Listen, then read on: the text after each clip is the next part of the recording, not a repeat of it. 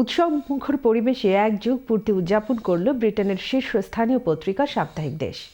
গত শনিবার London Bangla press club হলে আয়োজিত অনুষ্ঠানের শুরুতে সাংবাদিক, ব্যবসায়ী ও কমিউনিটির বিভিন্ন স্তরের মানুষ দেশ পরিবারকে ফুলের শুভেচ্ছা জানান।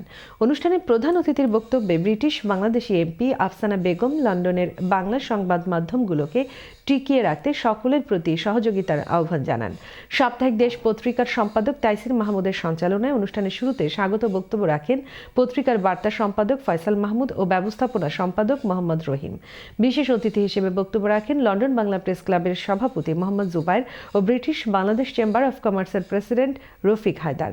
আরও বক্তব্য রাখেন সাপ্তাহিক জনমত সম্পাদক সৈয়দ নাহাজ পাশা, সাংবাদিক K M Abu Taher Chowdhury, Rahmat Ali, Masud Hasan Khan, London Bangla press ক্লাবের সাবেক সভাপতি এমদাদুল হক চৌধুরী, ব্যারিস্টার তারিক চৌধুরী, বিশিষ্ট মিডিয়া ব্যক্তিত্ব উর্মি মাজার, মিসবাহ জামাল, সাইম চৌধুরী, সালে আহমেদ, কবি ও সাংবাদিক সারোয়ারি আলম সহ আরও অনেকে।